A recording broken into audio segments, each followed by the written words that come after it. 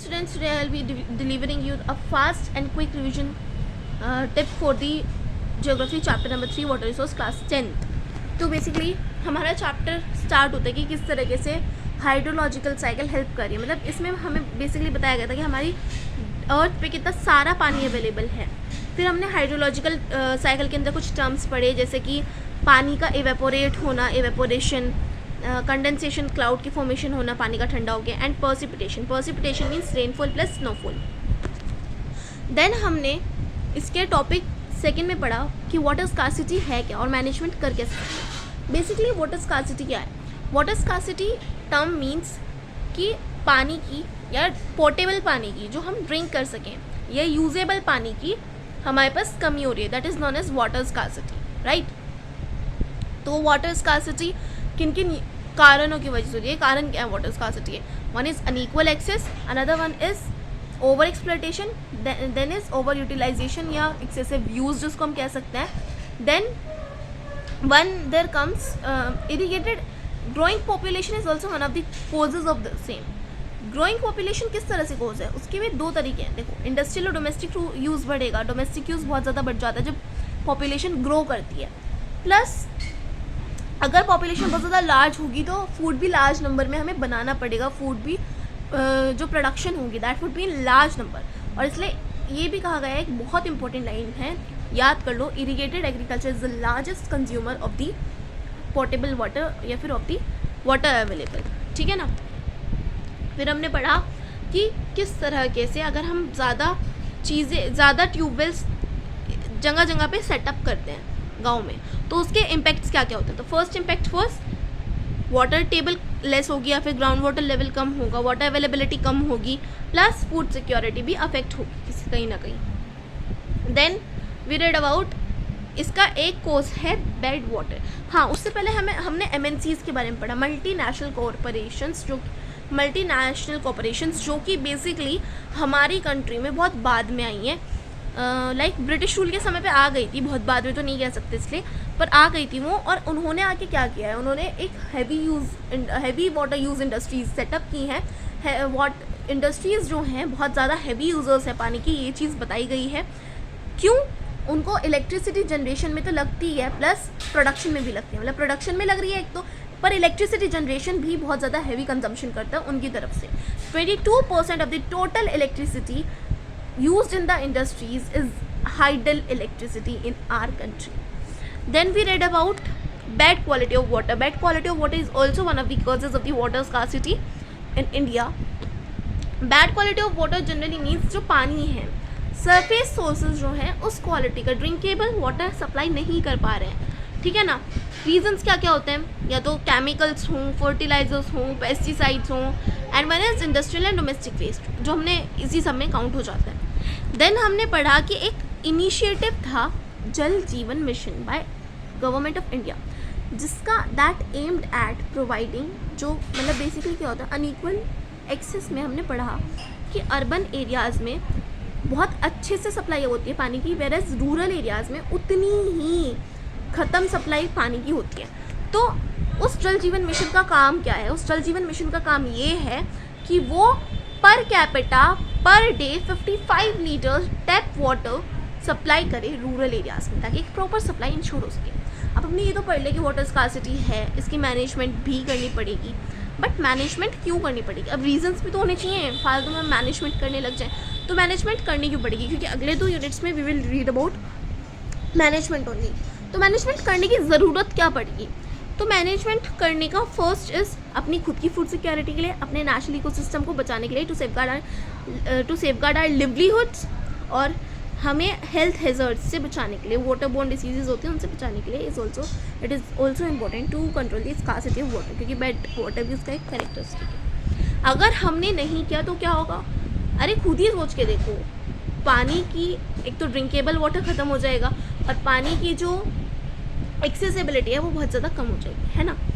सिर्फ इतना पढ़ा हमने. देन हमने नेक्स्ट यूनिट में पढ़ा कि वाटर डैम्स क्या होते हैं, मल्टीपर्पज़ वाटर प्रोजेक्ट्स क्या होते हैं. मल्टीपर्पज़ वाटर प्रोजेक्ट्स बेसिकली ऐसे प्रोजेक्ट्स होते हैं जो एक से वाटर का स्टोर करने के साथ साथ और चीज़ों को और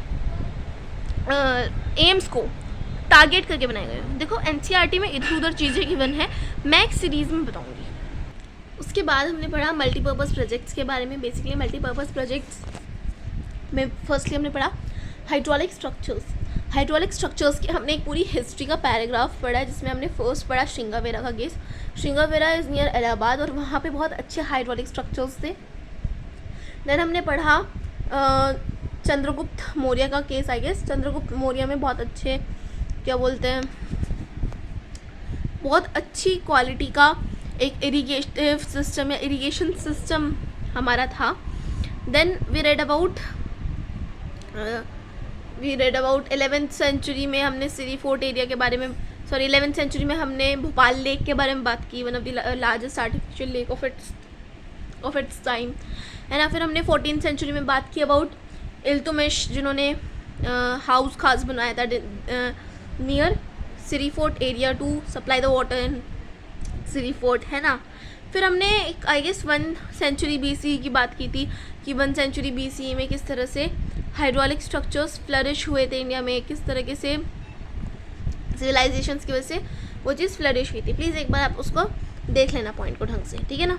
फिर उसके बाद हमने पढ़ा कि हाइड्रोलिक स्ट्रक्चर्स के टाइप क्या क्या हो सकते हैं, डैम्स, एम्बैंकमेंट्स एंड रिजर्वॉयर्स। फिर हमने पढ़ा कि डैम्स के फ़ायदे क्या क्या हैं। पहले हम देखो फ़ायदों पे जाने से पहले हम पढ़ते हैं कि डैम्स हैं क्या। डैम्स बेसिकली हाइड्रोलिक स्ट्रक्चर ना हो, सिर्फ हाइड्रोलिक स्ट्रक्चर नहीं है। Dams are the storage spaces है, उनको आप रिजर्वॉयर्स कह सकते हो डैम्स को, ठीक है ना।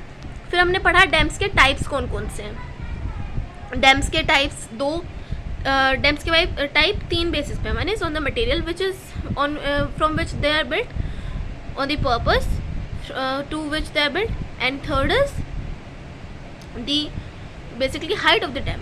हमारी जो बुक है उसमें 2 बेसिस पे क्लासिफिकेशन गिवन है। One is on the material of which they are built, जिसमें हमारे पास एम्पैक्टमेंट और मेसनरी डैम्स गिवन है और टिम्बर डैम्स गिवन है ना। और फिर हमारे पास हाइट के हिसाब से 4 डैम्स गिवन है, large dams, major dams, high dams and medium height dams.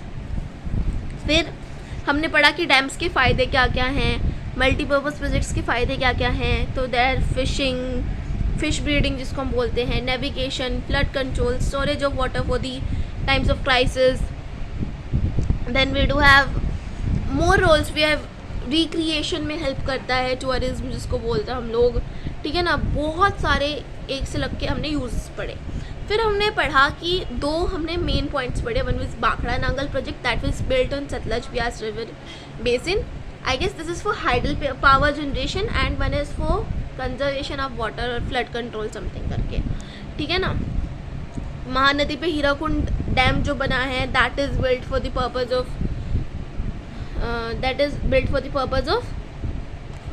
Flood control with conservation of water. ये हमने क्लियरली पढ़ा। फिर हमने बहुत सारे डीमेरिट्स पढ़े कि अलग अलग डीमेरिट्स भी हैं। डीमेरिट्स में हमने पढ़ा कि इससे सेडिमेंटेशन होती है, रोकियर स्ट्रीम्स हो जाती हैं, इससे नेचुरल करंट रुक जाता है, रिटार्ड कर देता है फ्लो को, ठीक है ना। एक्वेटिक एनिमल्स की लाइफ को बहुत ज़्यादा इम्पेक्ट करता है। जो ट्रीज़ होते हैं वो सबमर्ज हो जाता है, डिफॉरेस्टेशन करनी पड़ती है इसकी वजह से। इसकी वजह से सॉइल सबमर्ज हो जाती है, सॉइल न्यूट्रिएंट्स चले जाते हैं, सॉइल इरोजन हो जाता है। प्लस इसकी वजह से बहुत सारी कॉन्फ्लिक्ट्स भी हुई हैं, बहुत सारी कॉन्फ्लिक्ट्स इन द सेंस तुमने नोटिस किया होगा।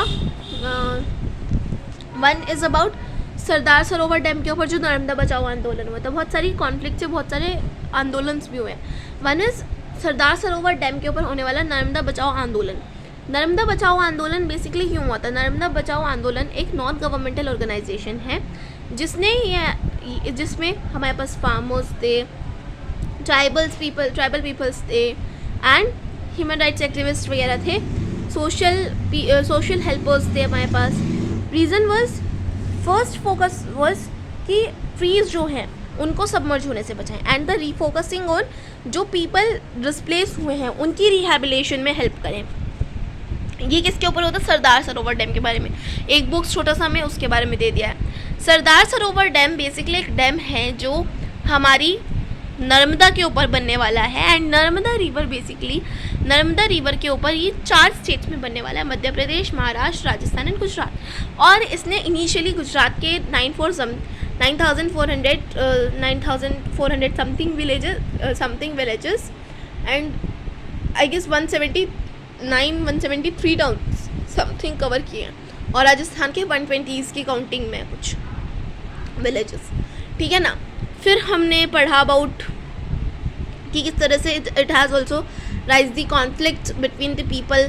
फॉर एग्जाम्पल हमारा कृष्णा गोदावरी आंदोलन जो है, कृष्णा गोदावरी डिस्प्यूट जो है, that is filed by the states Karnataka and Tamil Nadu on the state of Maharashtra for diverting more water at Koyna for the purpose of the multipurpose project build their, ठीक है ना।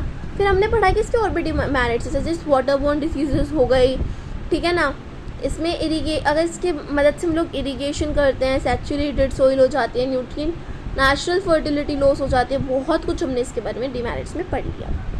फिर हमारा फोर्थ और लास्ट कॉन्सेप्ट इस टॉपिक का आता है, that is rain water harvesting, ठीक है ना। आई गारंटी यू स्टूडेंट्स इतने कम टाइम में that is very big thing तुम्हें रिवाइज कराना, ठीक है ना। रेन वाटर हार्वेस्टिंग क्या होता है? To collect and store water, store rain water, ठीक है ना। ये चीज़ रेन वाटर मेन है। हमने इसमें एक पढ़ा रेन वाटर या फिर रेनफॉल रिजाइम। रेनफॉल रिजाइम उन एरियाज़ को कहते हैं जिनमें रेनफॉल रिजाइम बेसिकली वेरिएशन को कहते हैं। वेरिएशन यानी कि देखो हर सीज़न में एक जैसी रेनफॉल नहीं होती, that is known as rainfall regime. फिर हमने पढ़ा कि किस तरह से डिफरेंट रेन वाटर हार्वेस्टिंग हमारी इंडिया के डिफरेंट स्टेट्स में यूज़ की जा रही है। फॉर एग्जाम्पल फर्स्ट इज हमारे पास guls and kuls in western Himalayas, then we have second that is inundation channels in the flood plains of Bengal, then we have rooftop rain water harvesting, then we have rainfed storage जिसमें fields के around में wall construct कर दी जाती है, that are also known as khadins in Jaisalmer, and in the other parts of Rajasthan there also known as johads. फिर हमारे पास कुछ इमेजेस थी रिगार्डिंग रेन वाटर हार्वेस्टिंग। फिर हमने पढ़ा कि tanka system is a very major system for harvesting of water. Basically tanka system जो है 3 विलेजेस में है मेन, बीकानेर, बाड़मेर एंड फलोदी। इन तीनों में हमारे पास ये जो क्या बोलते हैं टंका सिस्टम है। टंका एक अंडरग्राउंड टैंक होता है जो कि हाउसेस के कोर्टयार्ड में, मेन कोर्टयार्ड में या फिर मेन हाउस के नीचे बना दिया जाता है, ठीक है ना। इसका एक फ़ायदा है कूलिंग भी करता है और ये अच्छा खासा पानी भी स्टोर कर लेता है। फिर हमें दी गई फलोदी में एक टंके की रेंज, एक टंके की लेंथ, विड्थ और depth, that is a very huge amount. Then we do have फिर हमारे पास है अबाउट कि किस तरीके से टंकास हेल्पफुल रहते हैं कूल में, वेंटिलेशन में। Then we have Shillong case of Shillong हमारा छोटा सा बॉक्स में गिवन है। शिलोंग जो है मेघालय की कैपिटल है, जो कि चेरापूंजी मौसम से सिर्फ 55 किलोमीटर्स अवे लोकेटेड है, बट उसके बाद भी वहाँ पे वाटर स्कार्सिटी है, एक्यूट वाटर शॉर्टेज है, जिसकी वजह से rooftop water harvesting is very common practice thereby. 15 to 25% of the total water used come from the rooftop harvesting only there। फिर हमने पढ़ा कि किस तरीके से इंदिरा गांधी कैनाल की वजह से इंदिरा गांधी कैनाल के बनने की वजह से राजस्थान में ये जो रूफटॉप वाटर हार्वेस्टिंग है ये कम टू एन एंड आया है। लेकिन जो आपका एक गेंडाथुर नाम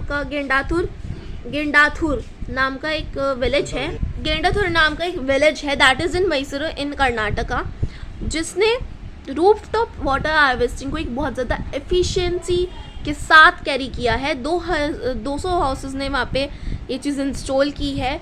वो 1000 mm की वहाँ पे रेनफॉल होती है, वो कम से कम आपका 50,000 लीटर्स पर हाउस होल्ड आ जाता है और नेट अमाउंट 1 लाख लीटर्स तक आ जाता है उस गांव में। Then we read about the case of Tamil Nadu की किस तरीके से तमिलनाडु के अंदर that is compulsory to install rooftop water harvesting and the houses without it would be punished. फिर हमने कुछ बैम्बू ड्रिप इरीगेशन के बारे में पढ़ा, that it is practised in Meghalaya since 200 years for 200 years for a time period of 200 years it is practiced in Meghalaya।